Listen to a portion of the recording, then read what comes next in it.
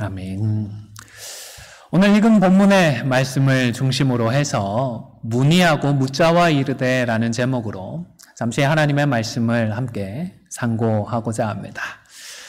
예수님은 제자들 중에서 베드로와 야고보와 요한 이 세 사람만 따로 불러서 높은 산으로 올라가셨습니다.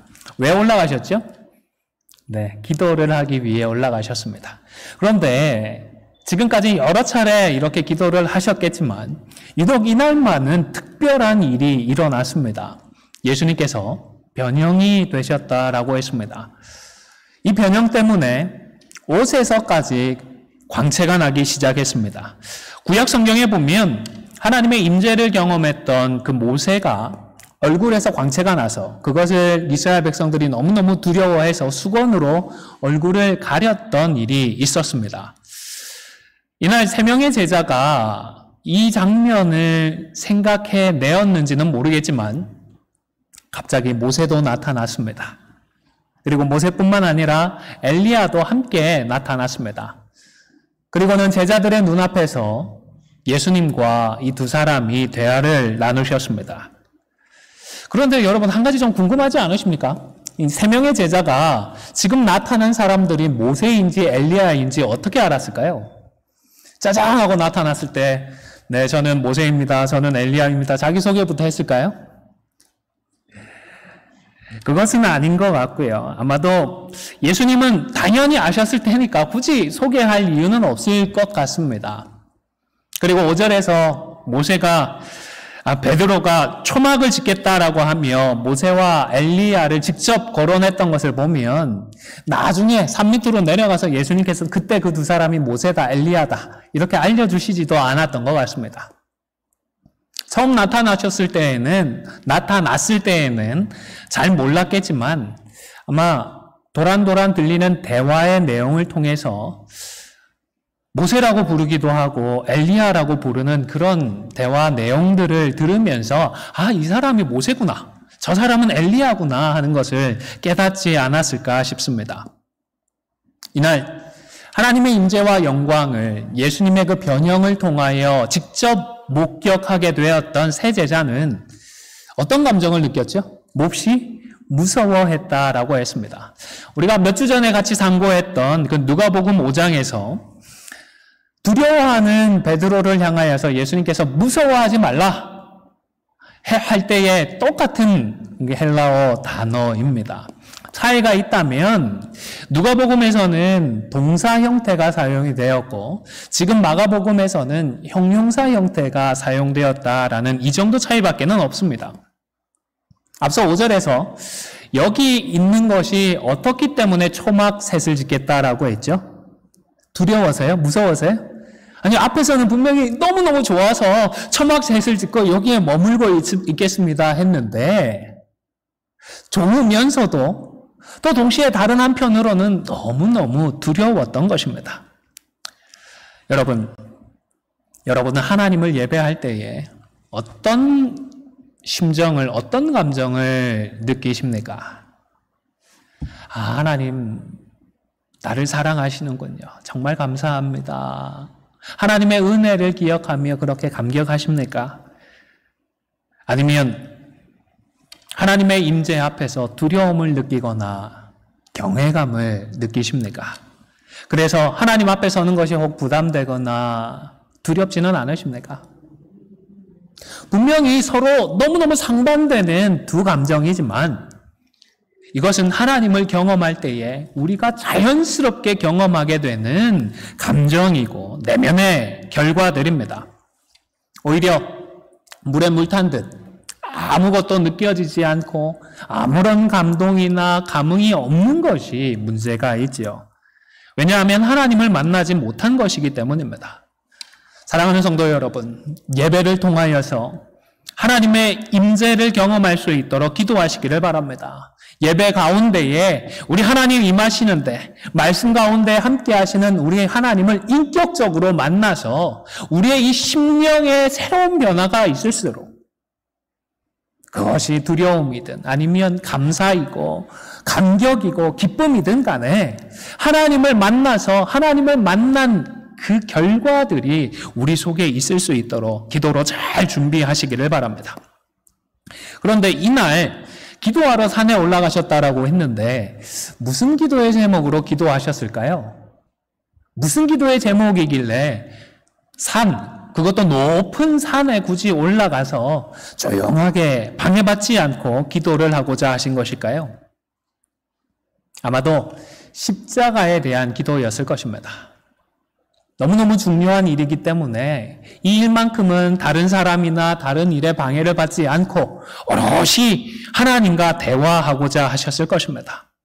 장차 짊어져야 할 이 십자가가 얼마나 고통스러운 것인지, 얼마나 괴로운 것인지, 십자가상에 있으면서 죄에 대한 심판으로 하나님께서 외면하시고 하나님과의 그 관계가 끊어지는 고통을 겪게 될 것인데, 마치 지옥과도 같은 그런 고통을 겪을 것인데, 그래서 흔들리는 예수님의 마음을 기도하면서 가다듬고자 하셨던 것 같습니다. 하나님께서 이날 예수님께 모세와 엘리야를 보내신 이유도 아마 예수님의 이런 마음과 생각을 지켜주시기 위함이었던 것 같습니다. 왜냐하면 두 사람이 나타나서 어떤 얘기를 했죠? 주식에 대한 얘기를 했나요? 대통령 선거에 대한 얘기를 했나요? 이날 나타나서 예수님과 십자가에 대한 대화를 나누었기 때문입니다. 병행복무인 누가복음 9장의 말씀을 보시기를 바랍니다. 화면을 보시면서 함께 읽을까요? 시작. 문득 두 사람이 예수와 함께 말하니 이는 모세와 엘리야라. 영광 중에 나타나서 장차 예수께서 예루살렘에서 별세하실 것을 말할세. 수많은 믿음의 사람들이 있습니다. 그런데 하나님은 그 많은 믿음의 사람들 중에서 유독 이 두 사람을 택하셔서 예수님께 보내셨습니다. 어떤 책에 보니까요, 두 사람이 죽음을 경험하지 않았기 때문에 아마 예수님께 보내었다라고 얘기를 하는데, 엄밀히 말하면 모세는 죽었나요? 안 죽었나요?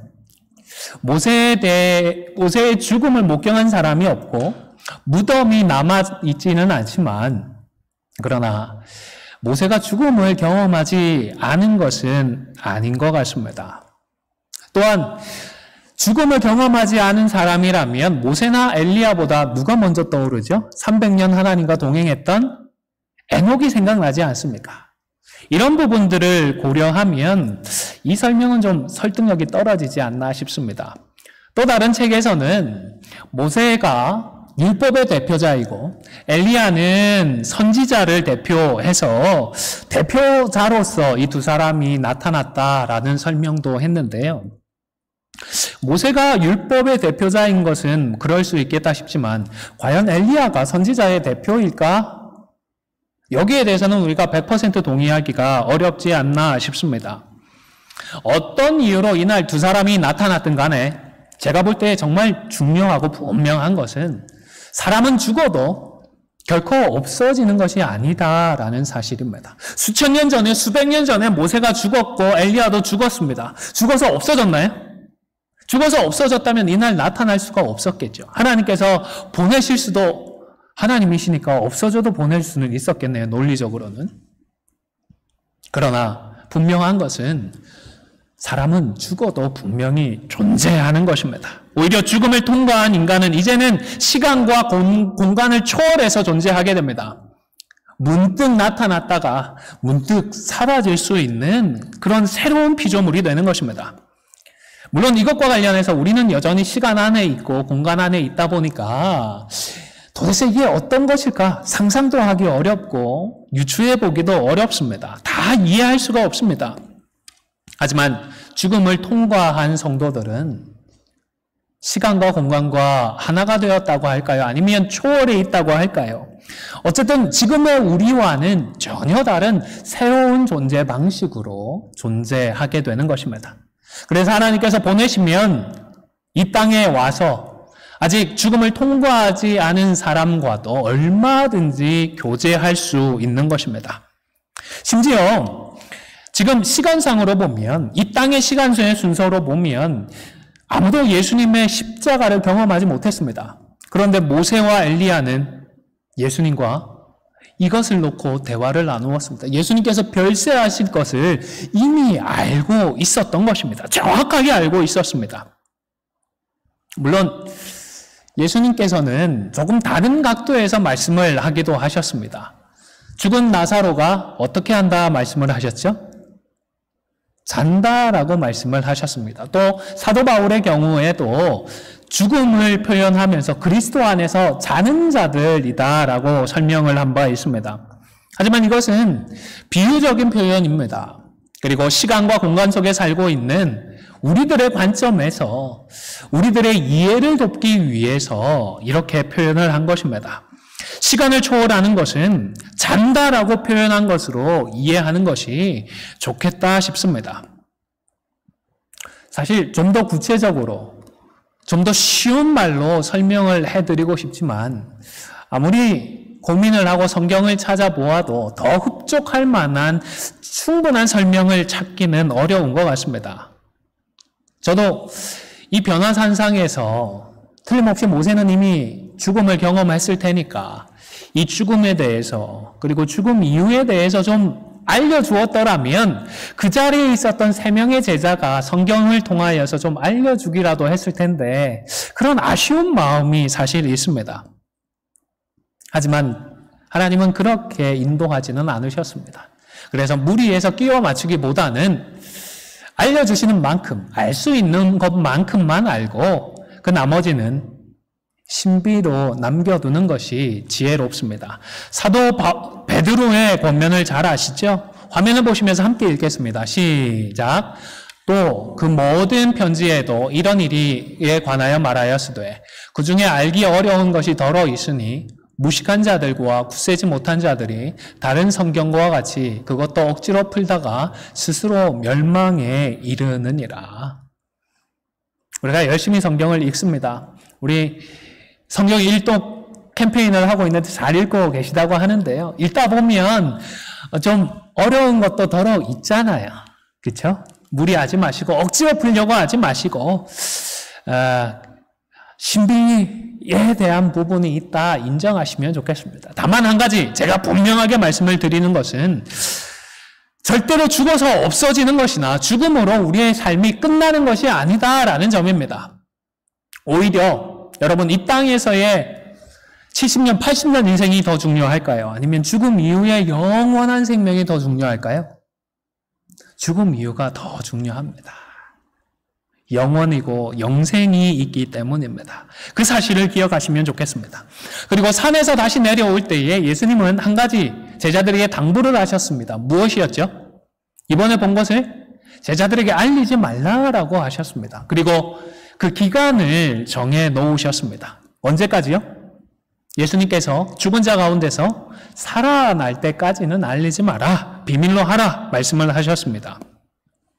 이 말씀을 하시면서 예수님이 특이하게 자신을 인자라고 일컫고 칭하셨는데요. 사실 유대인들은 메시아나 그리스도라는 표현을 더 좋아했습니다. 왜냐하면 이 표현이 정치적으로 다윗의 나라를 건설해 줄 영웅을 기대하면서 사용했던 단어이기 때문입니다. 이 러시아가 우크라이나를 침공했는데 이 전쟁을 위해서 많이 기도해 주시기를 바랍니다. 이 푸틴 대통령이 대통령이라는 표현보다 차르라는 표현을 더 좋아한다는 것 같던데 차르가 갖는 러시아에서의 의미가 있기 때문이 아니겠습니까? 마찬가지로 2000년 전에도 유대인들은 메시아, 그리스도 하면 나름 기대하고 꿈꾸는 바가 있었습니다. 그러나 예수님께서 목표로 하시는 것은 예수님께서 이 이스라엘 백성들에게 이루어주고자 하는 것은 그것과 달랐기 때문에 사람들이 더 많이 사용했던 이 표현 대신에 인자라고 하는 표현을 사용하셨습니다. 십자가와 부활을 통하여서 구원의 길 그리고 영생의 길을 열어주고자 하심이 분명한 것입니다. 하지만 예수님께서 인자라는 표현까지 써가면서 이 말씀을 알려주셨지만 제자들은 그 의미를 알 수 없어서 혼란에 빠졌습니다. 아직 뭘 이룬 것도 없는데 뭔가 구체적으로 윤곽이 드러나는 일도 없는데 죽는다라는 말을 하셨기 때문입니다. 제자들이 예수님의 말씀을 이해하지 못한 것은 아니었습니다. 알아들을 수 있는 말로, 평범한 말로 하셨으니까 이해는 충분히 했을 텐데, 그러나 그 속에 있는 진짜 의미를 깨달을 수가 없었던 것입니다. 여러분 혹시 드라마나 영화 중에 의학 드라마 좋아하시는 분 계신가요? 드라마라고 해도 의사들이 사용하는 이 전문 용어들을 많이 쓰지 않습니까? 섞어서 쓰는데요. 혹시 그것만 들으시면서 이게 무슨 말인지 다 이해를 하십니까? 한 번씩 저도 의학 드라마는 보게 되는데 분명히 한국말로 하거든요. 영어 단어가 좀 들어가 있기는 하지만 한국말로 하는데 좀처럼 알아듣기가 어렵습니다. 그나마 이 자막으로 용어들을 설명을 해주니까 이해를 어느 정도 할 수 있습니다.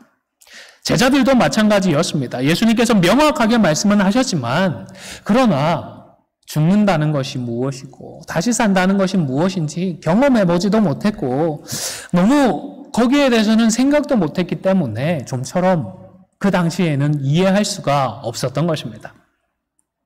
그런데 다행인 것은 이날 제자들이 어렵다고 난해하다고 이해할 수 없다고 해서 다 덮어버린 것이 아니었습니다. 포기하지 않았습니다. 10절에 두면 어떻게 했다라고 기록해두고 있죠? 마음에 두고서 서로 문의했다라고 했습니다. 이해할 수 없는 주님의 말씀에 진정한 뜻이 무엇인지 알기 위하여서 그들은 서로 힘을 모아 보았던 것입니다. 그 의미를 찾기 위하여서 노력을 했던 것입니다. 여러분, 신앙생활에 있어서는 이런 태도가 굉장히 중요합니다. 중요하기 때문에 사실 서로 문의하고 답을 찾지 못했다. 의미 없는 표현일 수도 있지 않습니까? 굳이 성경에 기록할 이유도 없을 것인데 그러나 마가는 제자들이 의미를 찾기 위하여서 포기하고 덮어버리지 않고 서로 문의하고 노력했다라는 이 사실을 빠뜨리지 않고 기록을 했던 것입니다.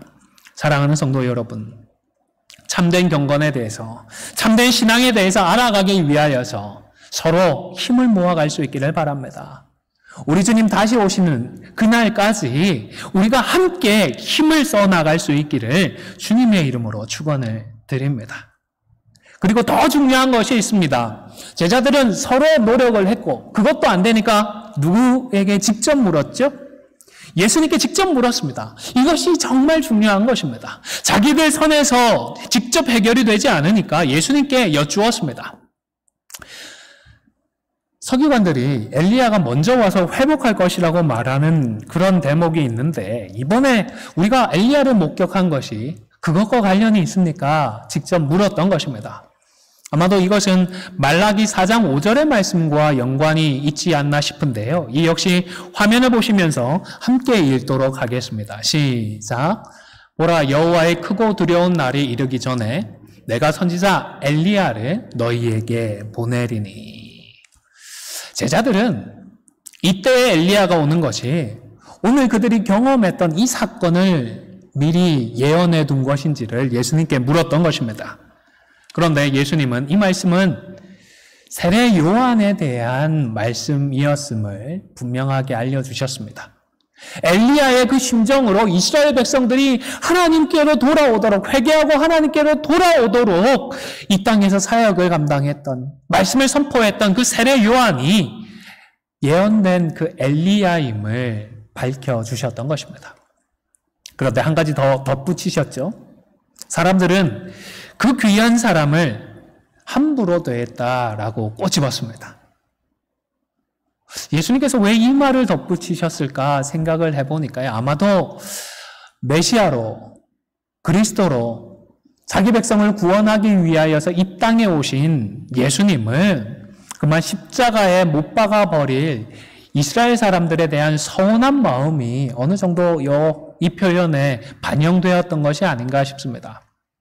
사랑하는 성도 여러분, 하나님에 대해서 그리고 신앙과 영생에 대해서 우리가 구원받기에는 충분하도록 하나님께서 성경을 통해서 알려주셨습니다. 하지만 그래도 여전히 궁금증이 남아있고 혹 의문이 있는 분도 계실 줄로 압니다.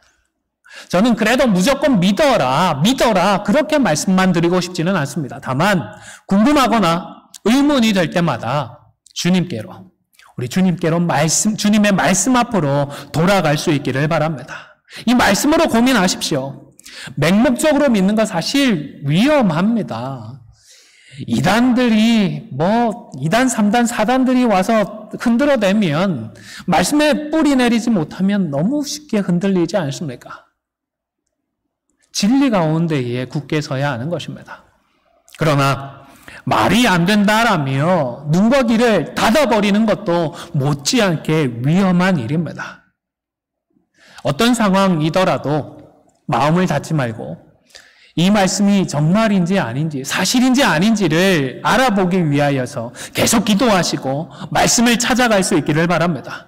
제자들이 서로 문의해보고 그래도 안 되니까 예수님께서 다시 여쭈었던 것처럼 우리도 서로 문의하고 그래도 안 되면 말씀 앞으로 더 힘써 나아가야 하겠습니다. 물론 우리가 그렇게 노력한다고 해서 하나님께서 새로운 직통 계시를 우리에게 주시지는 않습니다.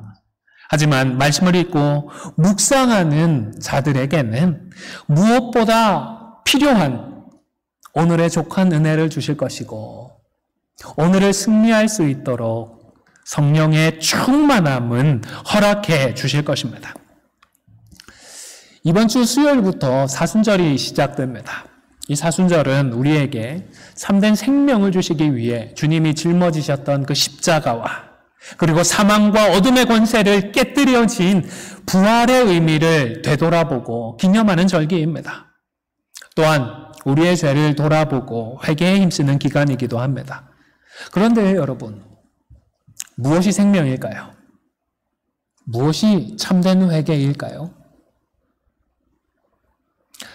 생명이라는 단어는 사실 성경의 원어 성경을 보면, 원어 신약 성경을 보면 세 종류의 단어가 사용되고 있습니다. 첫 번째로는 육체의 생명을 뜻하는 푸시케라고 하는 단어가 있습니다. 신약 성경에서는 목숨이라고 우리 한글 성경에서는 번역을 하기도 하는데요. 요한복음 12장 25절을 보시면 예수님께서 자기의 생명을 사랑하는 자는 잃어버릴 것이요 이 세상에서 자기의 생명을 미워하는 자는 영생하도록 보존하리라고 하셨습니다. 여기에서 생명이라고 번역한 것이 푸시케라고 하는 단어입니다. 자신의 육신의 생명을 이 단어로 설명을 합니다. 그러니까 이 구절은 자신의 육신의 생명만을 사랑하는 사람은 결국 그것을 잃어버리고 만다라고 말씀을 하는 것입니다.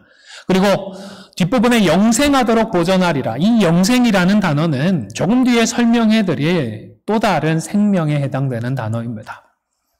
우리 믿는 자들이 추구해야 할 생명은 이 육신의 생명, 푸시케라고 하는 생명이 아니라 참된 생명, 바로 영생인 것입니다. 두 번째로는 현재 지상생활의 조건들과 관련되어진 비오스라고 하는 단어도 있습니다. 이것은 재산이나 살림살이, 생활 정도라고 이해를 하시면 되겠습니다. 우리가 이 땅을 살아가면서 우리 손으로 이루고 성취한 것들을 의미합니다. 요한 1서 2장 16절에 우리가 잘 아는 말씀인데요. 거기에 이생이라고 번역되어진 단어가 바로 이 비오스를 번역한 것입니다. 한자로 하면 이생의 자랑, 이렇게 원래는 띄어져 있었는데요. 우리 지금 한글에는 붙어져서 기록이 되고 있습니다. 그러다 보니까 생 앞에 붙어 있는 이 이자의 의미가 사실은 별다른 의미가 없는 것 같은데, 영어 번역을 보더라도 그저 life라고만 번역이 되어 있는데, 그래서 지금 이 땅에서의 삶인가 하는 오해를 좀 부를 수 있는 번역이 아닌가 싶기도 합니다. 또 누가복음 15장에서는 탕자가 아버지에게서 분깃을 받아 나갔다라고 했는데, 이때 분깃이라고 번역된 단어가 비오스라고 하는 이 단어입니다. 그런데 이 비오스라는 단어 역시도, 이 생명 역시도 소중하기는 하지만 썩어 없어질 이 땅의 것에 불과한 것입니다. 그리고 세 번째로는 참되고 영원한 생명을 뜻하는 조에라고 하는 단어가 있습니다. 이것은 푸시케나 비오스라고 하는 이 단어와는 완전히 다른 생명입니다. 하나님의 생명이고 하나님께서 주시는 참 생명입니다. 하나님께서 사람을 창조하실 때 손으로 빚으셨잖아요. 흙으로 빚으셨잖아요. 그 다음에 어떻게 하셨죠? 그 코에 생기를 불어 넣으셨는데, 그것처럼 우리 인생들에게 하나님께서 주시는 참 생명을 이 조회라고 하는 단어로 사용을 합니다. 우리가 목표로 하고 우리가 추구해야 하는 참된 생명인 것입니다. 요한복음 10장 10절은 함께 읽도록 하겠습니다. 시작.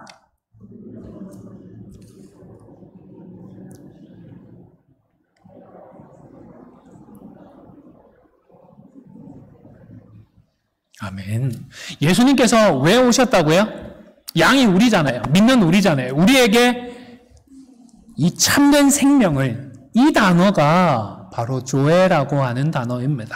영원한 생명입니다. 하나님, 여러분, 하나님께서 우리에게 주고자, 예수님을 통하여서 우리에게 주고자 하셨던 생명은 이 땅에서 잘 살고 이 땅에서 많은 것을 이루고자 하는 그런 정도가 아니라 영원한 생명입니다.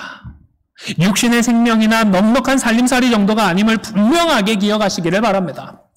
예수님을 믿는다고 하는 분들 중에서도 여전히 푸시케나 비오스 정도를 찾는 분들이 많이 있는 것 같습니다. 처음에는 몰라서 그럴 수 있습니다. 그러나 주님을 만나고 나서는 참된 제자가 된 사람은 더 이상 푸시케나 비오스가 아니라 이 조회를 사모하며 영생을 목표로 하며 우리에게 주신 참 이 생명을 나누는 삶을 살아야 하는 것입니다.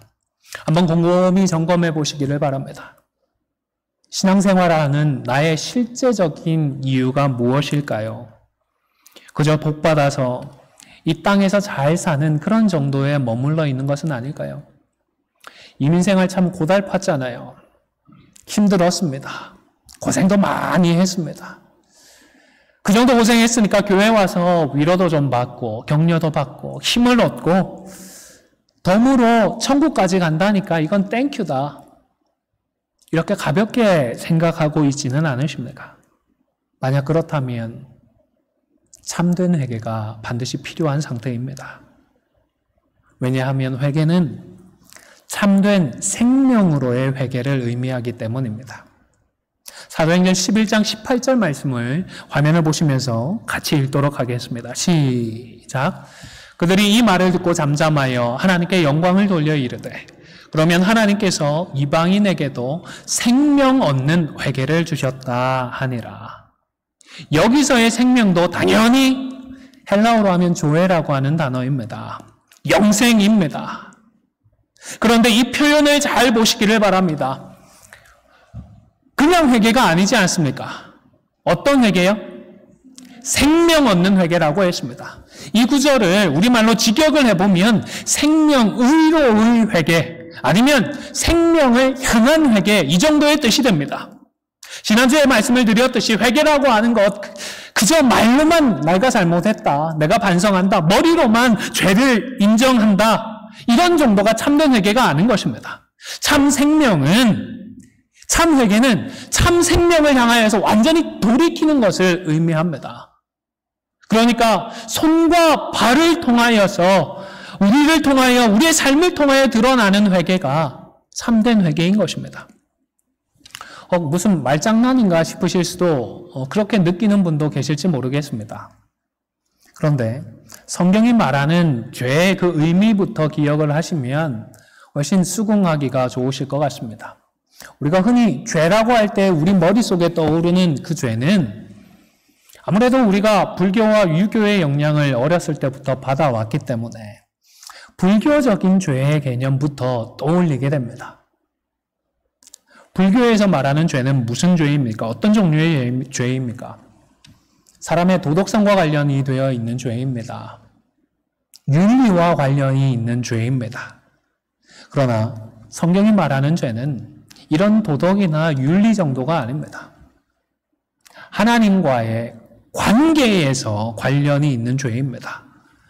죄라는 이 단어는 관역에서 벗어나다라는 뜻이면 잘 아시잖아요. 어떤 관역이요? 하나님께서 우리를 창조하실 때 원래 의도하셨던 그 관역입니다. 바로 하나님이십니다. 하나님과의 원래적인 관계에서 벗어나버리고 이탈해버리는 것이 죄입니다. 하나님과의 그 좋은 인격적인 친밀함에서 벗어나게 만드는 것이 죄인 것입니다. 그래서 하나님 없이 살고 하나님의 말씀에 반하여 사는 모든 것이 죄가 되는 것입니다. 도덕적으로는 윤리적으로는 전혀 문제가 없어요. 그런데 하나님 앞에서는 죄가 되는 것이 있습니다, 여러분. 인간적으로 보면 뭐가 이게 죄야 싶지만 그러나 하나님은 죄로 보시는 것이 있습니다. 예를 한번 들어볼까요? 여러분, 사랑하지 않는 것 죄일까요? 죄가 아닐까요? 도덕이나 윤리로 보면 사랑하지 않는 그 정도가 무슨 죄가 되겠습니까? 실제적으로 남들에게 피해를 주는 것도 없고 잘못하는 것도 없는데요. 그러나 하나님 앞에서는 사랑하지 않는 것도 죄입니다. 사실은 사랑하지 않는 것이 큰 죄입니다. 왜요? 하나님이 사랑이신데 하나님의 자녀라고 하는 사람들이 사랑하지 않으면 당연히 죄지요. 그 관계 속에서 죄일 수밖에 없는 것입니다. 또 예수님께서 뭐라고 하셨습니까? 원수나 죄인까지도 사랑하라고 하셨는데 이 말씀을 의지하지 않으니까 당연히 죄가 되는 것 아니겠습니까? 또한 생명 얻는 회개라고 할 때에 회개라고 번역되어 있는 이 단어는 마음의 변화를 의미합니다. 마음을 돌이키고 바꾸는 것을 의미합니다. 인생의 방향을 바꾸고 삶의 방향을 바꾸는 것입니다. 그래서 참된 회개는 원래의 관역인 하나님이 아니라 죄를 향해 있던 마음을 돌이키는 것입니다. 하나님이 아니라 세상을 향해 있던 마음을 돌이켜서 하나님을 향하는 것입니다. 참된 생명을 향하여서 우리의 삶의 방향을 바꾸는 것이 참된 회개가 되는 것입니다. 사랑하는 성도 여러분, 여러분은 삶의 방향을 돌이켜서 참된 생명을 향해 나아가고 계십니까? 이제는 과거 세상을 향했던 그 마음을 돌이켜서 우리 예수님께로 삶의 방향을 돌려놓고 계십니까? 사랑하는 성도 여러분, 예수님이 전부이십니다. 예수님만이 우리의 구원자이시고 예수님만이 우리의 모든 것 되십니다. 주님밖에 없습니다. 예수님께로 돌이킬 수 있기를 축원합니다. 이미 돌이키셨다면 이제는 좌로나 우로나 치우치지 않고 오롯이 우리 예수님께로 나아갈 수 있기를 축원합니다. 이 길이 결코 쉽지 않습니다. 목사인 저도 참 어렵게 느껴지고 때로는 너무 요원하게 느껴집니다. 아무리 이성적으로 생각하고 합리적으로 마음을 다듬어도 눈앞에 이익 앞에서는 여지없이 흔들리더라고요. 아무리 의지를 동원해서 곧장 나아가고 싶지만 그래도 흔들리는 감정 때문에 그 앞에서는 이리 끌리고 저리 밀리는 것을 저도 느낍니다. 그런데 참 감사한 것은 그런 순간에 그래도 하나님께 기도하면 하나님께서 마침내 이기게 해주시고 승리케 해주신다라는 사실입니다. 너무너무 힘들고 또 너무 심하게 흔들리더라도 정신을 차리고 하나님께 도와주십시오, 하나님. 기도하면 어느새 다시 회복하고 다시 중심을 바로 잡고 있는 저를 발견하게 됩니다. 제가 아는 것이겠습니까? 제 능력이 아니라고 저는 확신합니다. 하나님께서 능력을 주셔서 이런 일이 가능한 줄로 믿습니다. 그리고 저만 그런 것도 아닙니다. 하나님께서 우리 모든 성도에게, 하나님을 사랑하는 모든 자녀에게 이 복을 주실 줄로 믿습니다. 왜냐하면 하나님께서는 사랑하는 자녀들이 구하는 것을 듣고 응답해 주는 분이시기 때문입니다. 마태복음 7장 11절의 말씀도 함께 읽겠습니다. 시작. 너희가 악한 자라도 좋은 것으로 자식에게 줄 줄 알거든 하물며 하늘에 계신 너희 아버지께서 구하는 자에게 좋은 것으로 주시지 않겠느냐. 사랑하는 성도 여러분, 구하는 자에게 좋은 것으로 주시는 하늘 아버지께서는 참 생명을 향하여서 돌이키고자 하는 자들에게, 그 돌이킬 힘을 달라고 기도하는 자녀들에게 하나님은 반드시 큰 힘으로, 큰 능력으로 응답해 주실 것입니다. 믿고 힘써 간구하는 저와 여러분이 되시기를 주님의 이름으로 축원합니다. 물론 우리가 능치 못함이 없는 주님을 의지하더라도 우리가 부족해서 자주 궤도를 이탈하지요. 그래도 낭망하지 마시고 그래도 포기하지 마시고 그때마다 다시 말씀을 의지해서 예수 그리스도를 향해 다시 돌이킬 수 있기를 바랍니다. 그러면 충분한 줄로 믿습니다. 그러면 되는 것 아니겠습니까? 예수님이 가장 귀한 분이시기 때문입니다. 예수님이 전부가 되시고 모든 것이 되시는 분이시기 때문입니다. 우리 함께 찬송가 94장 우리의 중심을 담고 우리의 고백을 담아서 찬송하도록 하겠습니다.